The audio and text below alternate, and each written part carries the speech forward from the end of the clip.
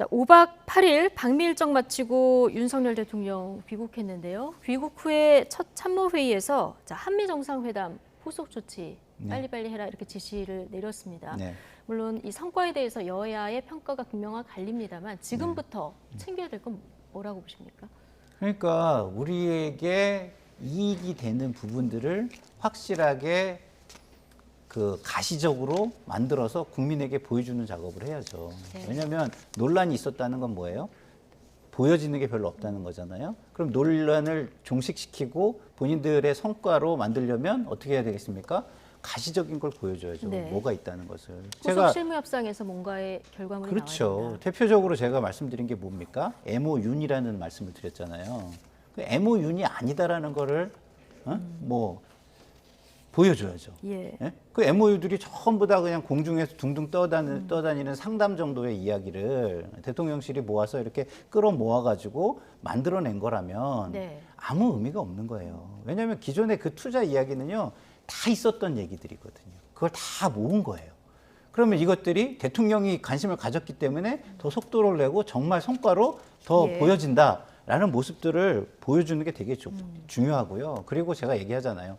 성과가 안보 부분에서 일부 진전된 부분은 있지만 그게 어마어마한 성과라고 말하기는 저는 좀 어렵다고 보고 그 비용은 반면에 굉장히 제가 볼 때는 우려스럽다 이런 말씀을 예. 드렸어요. 왜냐하면 한미일 동맹의 비용이라는 게 존재해요. 근데 우리는 일본에도 비용을 지불하고 있어요. 네. 뭐 대통령께서 자유를 굉장히 강조하시는데 국민들의 자유는 없고 지금 대통령의 자유만 존재하는 상황인 거예요. 다 일방적으로 양보를 하셨어요. 그럼 한미일 동맹을 위해서 그런 거예요. 미국에도 제가 볼 때는 얻어온 것보다는 내준 게 지금으로서는 훨씬 더 많이 보인단 말이죠. 예?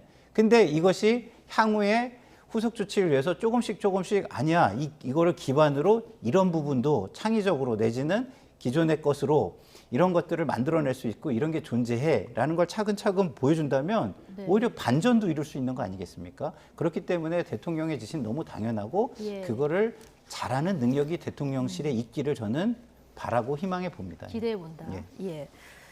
자, 이런 상황에서 여름쯤에 방한할 거다 이렇게 알려졌던 기시다 일본 총리가 네. 7일, 8일 이렇게 방한할 것이다 이런 일본 언론의 보도가 나왔거든요. 네. 일본인 총리 방한 일정을 이렇게 당기는 네. 이유가 한미 정상회담하고 무관치 않다 이런 분석이 나와요. 그렇게 보여져요. 그러니까 예. 조태용 안보실장 같은 경우에는 셔틀 외교를 정상화하는 측면도 있다라고 하고 G7 정상회담 가기 전에 일단 여러 가지를 조율해야 된다. 그래서 앞당겨서 오는 거다라고 얘기를 했지만 결론적으로 보면은 한일 정상회담 공동성명에 나와 있는 내용 때문에 기시다가 오는 것이 아니냐라는 생각이 듭니다. 예. 거기 어떤 내용이 있냐면 바이든은 한일 관계 개선을 위한 윤석열 대통령의 대승적인 조치를 환영한다. 네. 지역 및 경제, 안보에 관한 삼국 협력 심화로 이어지는 한일 간 협력 확대를 강력히 지지한다. 이렇게 얘기를 했거든요. 예. 그러면은 G7 회의 때 더욱더 한미일 정상회담을 통해서 공동 동맹을 더욱더 구체화시켜야 되는데 그 전에 일본으로서는 한국이 얼마나 미국과 더욱더 동맹 관계를 확보를 했는지 그리고 조태용 실장 같은 경우는 핵 공유가 아니라 핵 억제 동맹이라는 표현을 쓰더라고요. 예, 오늘 저희 YTN 더 뉴스에 나와서 네. 그렇게 딱 정리를 했더라고요. 정리를 했죠. 그러니까 예. 핵 억제 동맹이 어느 수준이냐라는 네. 것. 그리고 바이든 대통령과 좀 여러 가지 얘기를 무엇을 했느냐 그런 것들을 좀 알아보기 위해서 일단은 먼저 원래 예정보다는 먼저 한국에 방문해서 여러 가지 논의를 하게 될 것 같다라고 말씀드립니다. 예. 이 일본 측에서 먼저 오겠다고 연락이 왔다 이렇게 전해지고 있는데요. 일본이 이렇게 조금 급해진 이유는 어떻게 보십니까? 저 장성철 소장의 예. 분석에 동의합니다. 미국의 눈치를 많이 보는 거죠. 일본은 미국이 제일 중요해요, 네. 지금. 기본적으로 세계 외교 무대에서 일본의 가장 큰 뒷배는 사실상 미국이죠. 미국의 우호적인 어떤, 뭘까요? 모습, 태도? 이런 것이기 때문에 기본적으로 미국의 어떤 그 한국과의 관계가 가까워지면은 일본과 미국과의 관계가 틈이 생길 수도 있다 이런 생각을 할 거예요. 그러면은 그런 부분에 있어서 미국 눈치를 보고 미국에 그러면은 뭐 조금 더 우리가 호응해야 될 네. 것은 무엇인가 이런 생각을 할 거라고 저는 봅니다. 그리고 기본적으로 일본의 선거가 끝났어요. 선거가 끝났기 때문에 정치적으로 좀 자유로워졌나요? 지도적인 모습을 보일 수 있는 여유가 예. 상대적으로 생겼기 때문에 제가 볼 때는 의외의 선물을 가지고 올 수도 있지 않을까. 저는 의외의 선물이라면 어떤 걸 좀 예상해 그런 볼수 있어요? 음모론적인 생각도 저는 예전부터 좀 가지고 네. 있었어요. 예? 예. 그러니까 동맹을 맺었으니 동맹끼리 서로 좀 밀어주자라는 차원이겠죠. 바이든의 선거, 네. 기시다의 선거, 예. 그 다음에 한국. 윤석열의 선거. 네. 그렇다고 한다면 와가지고 조금 더 그 과거사와 관련해서 조금 더 전향적인 메시지를 내놓을 수도 있지 않을까 이런 생각이 듭니다.